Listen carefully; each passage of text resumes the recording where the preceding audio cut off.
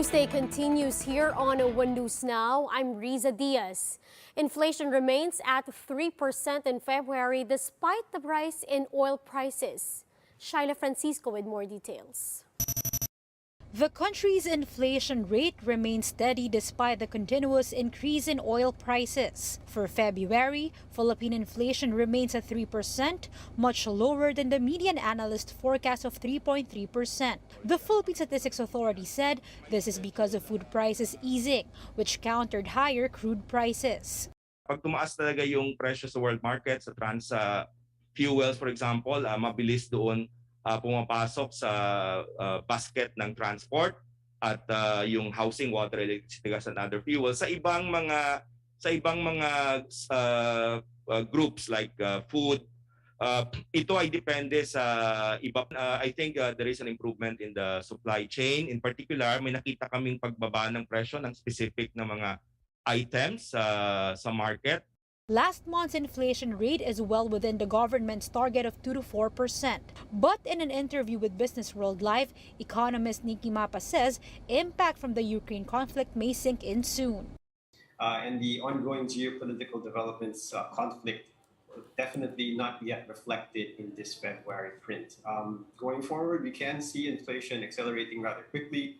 I think we're going to likely feel the impact as early as March.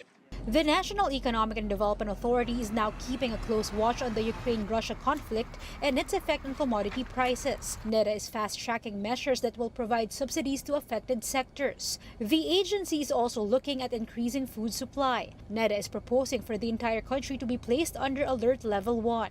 This is to allow workers to earn more income and to strengthen the domestic economy. Shaila Francisco, we are One News. Senatorial candidate Manipul vows to propose a higher budget for the Agriculture Department if he wins in this year's polls. In an interview with the chief, the former Agriculture Secretary said that the country must invest in agriculture to ensure food security. Piñol added that he will propose policies that will help the sector if he becomes a senator. But in the case of agriculture, if we invest in agriculture, we produce food for this country. Baguhin natin yung ating pananaw. Let's put agriculture at least in the top 3. We'll be back with more stories after the break. Keep it here on One News.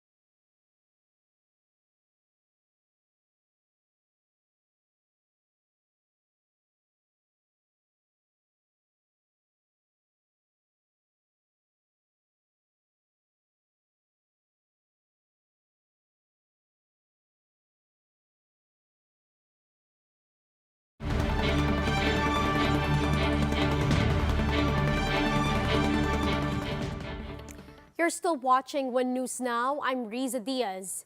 The country's outstanding debt reached a new all-time high of over 12 trillion pesos in January. Shaila Francisco returns with this report. The Philippines welcomed 2022 with a record high debt. In January, the government's outstanding debt breached 12 trillion pesos from the 11.7 trillion pesos recorded at the end of 2021. Most of the amount came from domestic sources, which hit almost 8.4 trillion pesos, while external debt was nearly 3.7 trillion pesos. Based on Ibon Foundation's estimate, this means that every Filipino has around 109,000 pesos in debt. Ang point namin, ang ganitong klaseng utang, hindi dapat pangunahin pinabalikat ng karaniwang Pilipino. Especially after ng pandemic, actually nakagulat over 18 million ng pamilyang Pilipino wala nang ipon because of the lockdowns, bagsak ng kita. Some economists are also expecting the country's debt to further increase. That's why they emphasize the importance of paying back these loans ASAP. Yung growth ng ating utang dapat within the bounds do sa growth or sa size ng ating ekonomiya para ma-determine kung masusustain ng ating ekonomiya sa darating na taon at dekada yung pagbayad ng interest at principal. Ibon Foundation and economists admit that taxes must increase for the country to be able to pay off its debt. But certain conditions must first be met before this can be done. Ang laki na iipon na yaman sa ilang pamilya. I think it's only just na mas balikati na mga may kaya yung dagdag na buwis. At sa amin, tama lang mag-tax. I mean, kasi ng gobyerno naman kailangan na ng paggagalingan ng pondo para sa gastusin. Ang question lang talaga kung sino yung tinatax. Economic conditions nag-improve o gumanda. Marami ng mga negosyong bukas, nakaka-recover ng ekonomiya, marami na may hanap buhay, may trabaho. Siyempre, kailangan bayaran yung mga napaggastusan na malaki ng pandemya. And one way to do it is through intensified and the strict enforcement of in terms of tax collection. Yung paghanap ng mga reform measures, tax reform measures na lalo pang on a recurring basis, mas marami makokolekta yung ating gobyerno. For its part, the Finance Department is finalizing its fiscal consolidation plan for the upcoming administration. Our budget deficit and debt to GDP ratios have temporarily increased, but they remain manageable. And we are determined to return quickly to fiscal consolidation.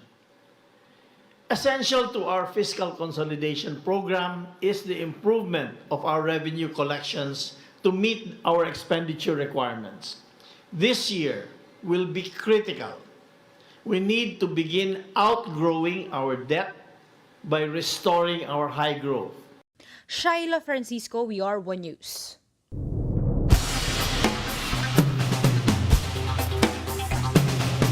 Updates on the ongoing conflict between Ukraine and Russia. Russia is blocking Facebook in response to what it claims as a restriction of access to Russian media on the platform. The country's communication regulator said that there had been 26 cases of discrimination against Russian media on Facebook since October 2020. TASS news agency also reported that Russia has also restricted access to Twitter. BBC and Bloomberg have stopped reporting in Russia. That's on the back of the Russian government passing a law that imposes a jail term of up to 15 years for anyone found to be intentionally spreading fake news. This as Russian officials claim that false information has been spread by the country's enemies such as the United States and its Western European allies. BBC Director General Tim Davies said that the new law appears to criminalize independent journalism.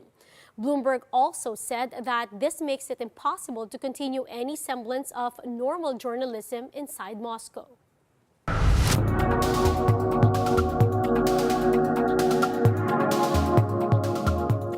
Ukrainians in the western city of Lviv are learning their military skills from scratch as they prepare for any future Russian attacks.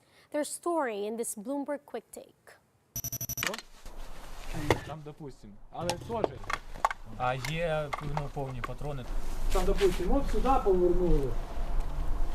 Ну, таким образом. Сюди прийшов, щоб хоч мати певне якесь уявлення, як захищатися, як вижити, якщо ворог до нас прийде.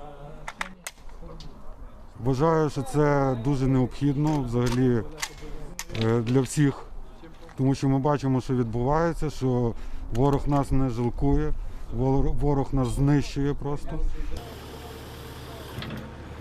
We are volunteering here and we helping to clean bomb shelter because Lviv is still not in danger, but we have to be prepared for Russian invasion to the west of Ukraine. So actually we are cleaning the bomb shelter. Everything changed in 1 hour, so I heard the bomb explosion in Kiev. I live in center, I live in peaceful district of the city, and it was immediately I understood that the war started and reality is different. And those are the top stories of the hour. Join us later again at 12 noon as we continue to monitor the day's biggest stories. You can also catch One News on Signal Play app.